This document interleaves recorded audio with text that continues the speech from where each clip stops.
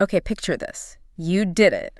You finished that marathon, the one you trained months for. Yeah.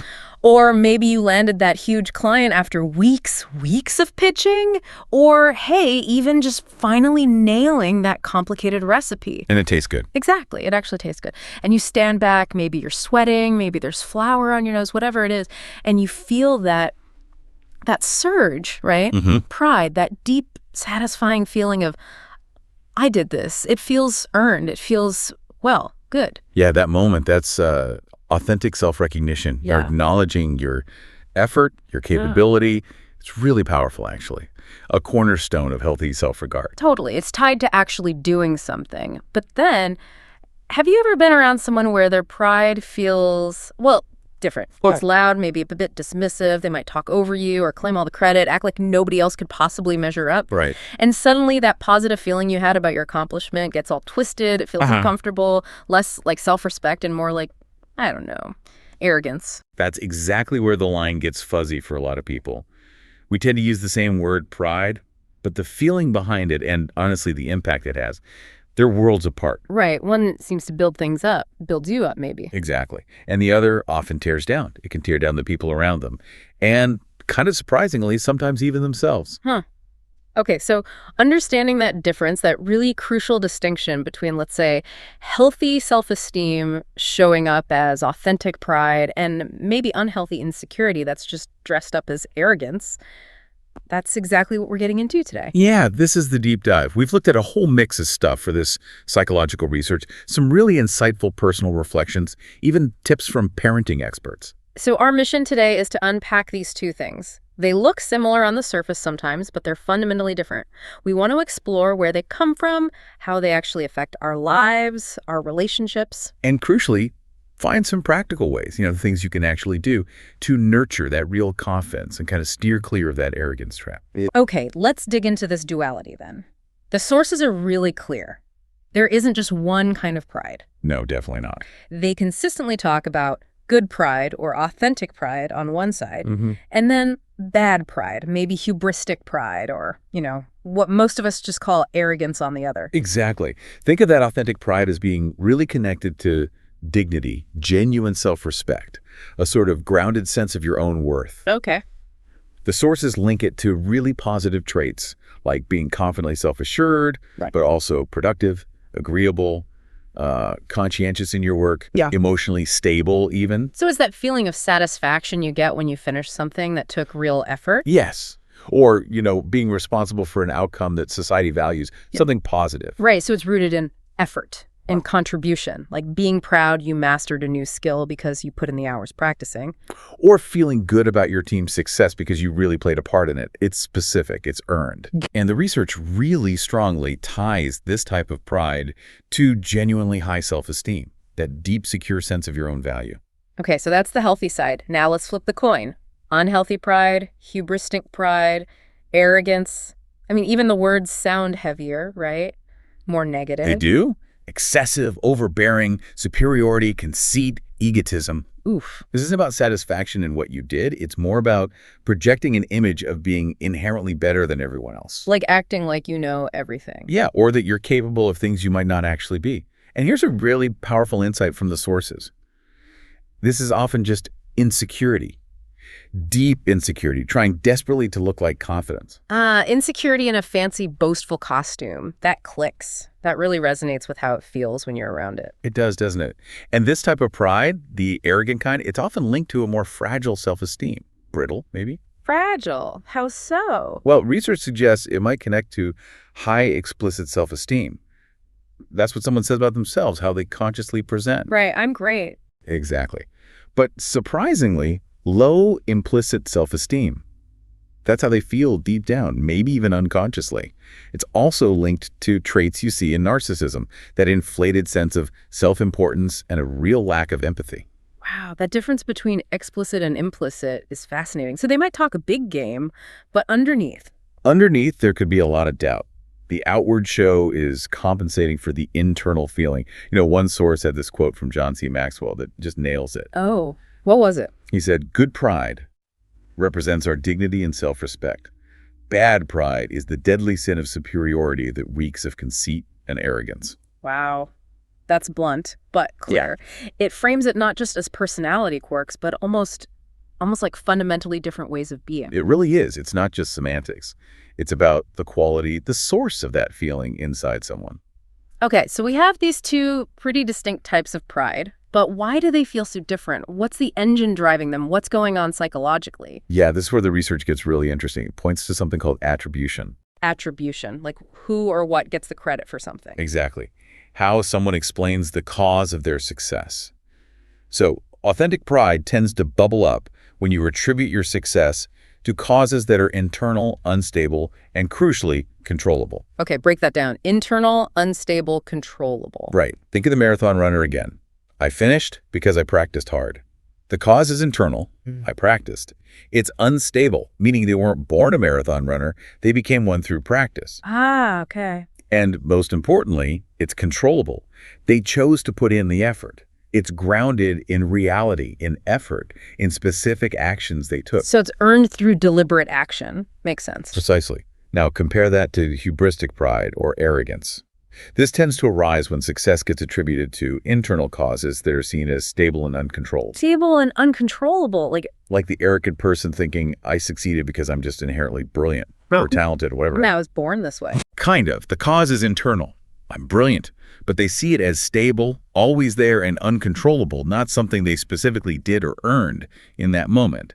It's based more on an inflated sense of self, not necessarily tied to the actual effort involved, or, frankly, reality. I didn't need to try. I'm just naturally superior. So the source isn't the work. It's their perceived specialness. You got it.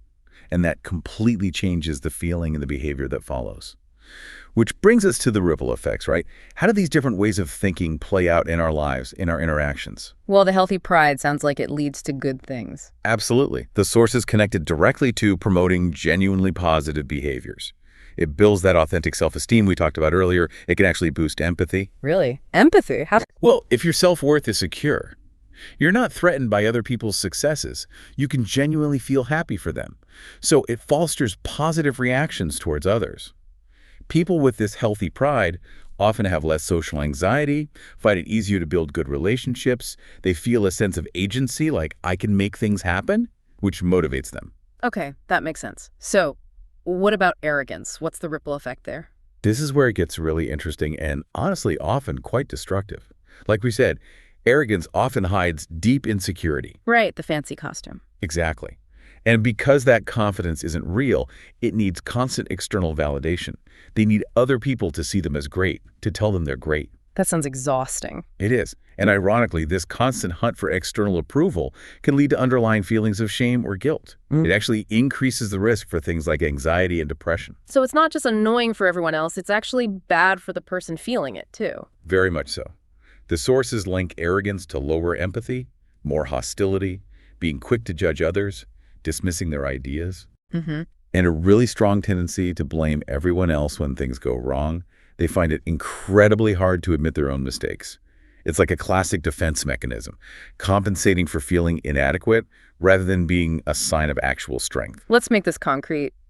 The sources had some examples, right? Like in the workplace. Arrogance, there must be problematic. Oh, hugely problematic. Arrogant people, especially if they're in charge, are described as just difficult to deal with. They can create really uncomfortable, even toxic work environments. And critically, the research shows arrogance makes people less willing to seek or even listen to feedback. Ah, so they shut down important information. Exactly. They discount it. Yeah. Which can lead them to just stubbornly stick with failing plans, even when everyone else sees it's not working. And wasn't there that paradox you mentioned, that people who act superior often aren't? Yes. That's a key finding. They often demonstrate inferior performance compared to their less arrogant colleagues. Studies even suggest arrogance is negatively related to actual cognitive ability and genuine self-esteem. So the loud showiness might actually be covering up an internal awareness that they're not that great, even if they don't admit it. It's a strong possibility. The outward bluster compensates for that quiet internal sense of limitation. One source brought up Joe Cassano at AIG. Right, a classic example, potentially. Described as incredibly arrogant, yelling, belittling people, absolutely no tolerance for different views. And he got fixated on those credit default swaps that, well, we know how that ended for AIG. And even afterwards, He reportedly remained unapologetic, blamed everyone else. It shows how arrogance, especially with power, can create this dangerous tunnel vision. You become deaf to warnings, blind to risks. It's almost a recipe for failure. Wow. And outside of work, arrogance just seems to poison relationships, doesn't it? Absolutely. One source pointed out that someone stuck in that unhealthy pride wants all the glory. They find it really hard to give credit to others. They interrupt a lot. Yeah, cut people off, maybe even see other people just as tools for their own gain. Another source linked being wise in one's own eyes directly to causing arguments and conflict. You can't really connect with someone like that. No, because genuine connection needs mutual respect, valuing the other person. Arrogance makes that incredibly difficult because the focus is always inward, on the self. It just creates distance. And these patterns can start young, apparently. The sources looking at childhood described kids who are constantly showing off, boasting, arguing even when they're wrong, correcting everyone dismissively. Sounds tiring for parents. Definitely. Struggling with authority, making excuses for everything, feeling entitled, needing to be first and best all the time. There's that little detail about saying thank you. Right. A small but telling sign. If your focus is so intensely on yourself, it's hard to genuinely acknowledge a gift or kindness from someone else. It just doesn't fit this self-centered narrative. These behaviors really mirror that adult pattern of needing validation and being self-absorbed. Okay, so we've got the two types, where they come from, and the pretty negative impact arrogance can have. So the big question, how do we steer towards that healthy, authentic confidence and, avoid the arrogance trap? Yeah. The sources had some actual practical steps, right? Things you can actually do. Yes, definitely. These aren't just abstract ideas. There are actionable strategies you can use to cultivate genuine confidence and maybe dial back any arrogant tendencies. First one seems basic but crucial. Watch your communication. Yeah, be really aware of your words, but also your tone. Avoid those condescending remarks that automatically put you above someone else. Okay. But interestingly, also avoid excessive self-deprecation. Putting yourself down too much isn't humility. It can be its own way of fishing for validation. Oh, good point. Instead, practice active listening, like really hearing what someone's saying, not just waiting for your turn to talk or planning your comeback. And try using gentle, kind tones, even if you disagree. So it's about the respect in the communication, not just the words. Exactly. And another huge step is knowing yourself. And that includes your flaws. Which seems like the total opposite of arrogance, right? Trying to hide any imperfection. It is. Real confidence isn't about pretending to be perfect. It's about knowing yourself, warts and all, and being okay with that. The sources really stress willingly acknowledging your weaknesses without getting defensive or shamed. Owning mistakes. That's hard. It's incredibly hard. But owning your mistakes without making excuses, that's a massive confidence builder. It takes real courage. And focus not just on listing your wins, but on reflecting on your failures too, and what you actually learn from them. Yeah, that shifts the focus from I'm flawless to I can learn and grow. And speaking of shifting focus, try focusing outward more, not just inward. Make a real effort to celebrate other people's successes. Genuinely. Life isn't zero-sum. Exactly. Someone else winning doesn't mean you lose. Giving credit where it's due. That's a sign of confidence, not a threat to it. That must feel like a huge shift for someone caught in arrogance where everything feels like a competition. It is. And probably the single most recommended antidote for arrogance across all the sources.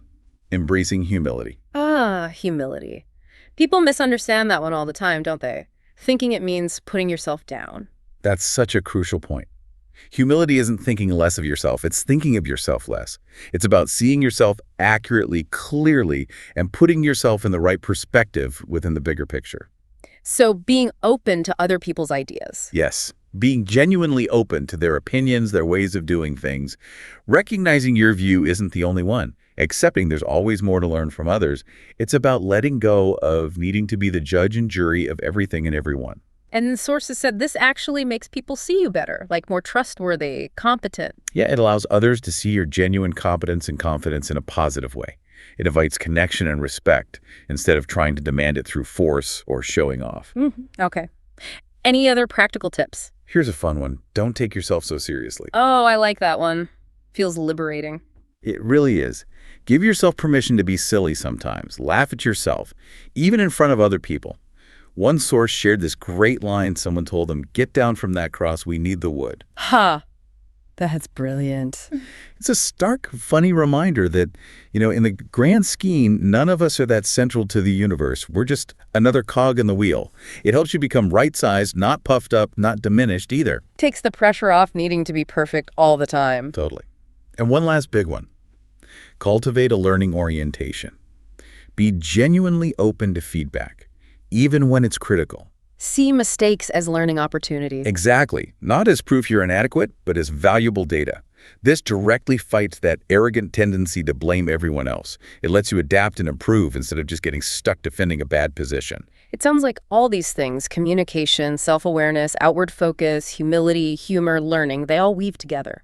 They build that solid, quiet, internal strength instead of the loud, fragile, external show. They really do. And if we just zoom out for a second, it's interesting how this pride duality shows up on broader levels too. Philosophically, pride's been debated forever. Is it a virtue or a vice? Right. There's the idea that pride is maybe more justified when it's about things you're responsible for, like your character or effort, versus accidental things like wealth or status. And that distinction between absolute pride, like basic human dignity, which can foster cooperation, versus relative pride, feeling superior, which tends to just breed competition. Yeah. Society plays a role too, right? What we're told to be proud of. Absolutely. Society's shoulds definitely shape things. And it's so important to remember that for some people, systemic barriers make achieving those traditional goals much harder. Their journey to finding authentic pride might look really different. But ultimately, that authentic pride contributes to self-worth, recognizing your positive impact. That's vital for individual well-being and for society, too. Think about movements like LGBTQ plus pride. The huge positive impact on self-esteem, dignity, inclusion, just by affirming identity and worth. Okay, so wrapping this up, the core difference seems to be healthy pride comes from real accomplishment, real effort. It builds genuine self-worth, helps your connections. While unhealthy arrogance, that's often that noisy mask for insecurity. It needs constant validation from outside, and it ends up damaging relationships and just making you less effective. And figuring out which is which in ourselves and others tonight. It's not a one-off thing. No, it's an ongoing practice. Yeah. Self-awareness, reflection, making conscious choices about how we show up in the world. So the key takeaway feels like real confidence doesn't need to put others down. It doesn't need to constantly broadcast its wins. Exactly. It's a quiet strength, built on genuine effort, self-awareness, and importantly, balanced with humility. Which leaves us with a final thought for you, the listener. Yeah, maybe reflect on this. Is there an area in your life, big or small, where you might be mistaking arrogance for confidence? Maybe driven by that insecurity, that need to project superiority. Or maybe the opposite. Are you dimming your own light, afraid that celebrating something you genuinely achieved might come across as arrogant? What's just one small thing you could do this week? Maybe lean into authentic pride for something you really earned. Or perhaps practice a bit more humility, truly listen, truly value someone else's perspective. Something to think about.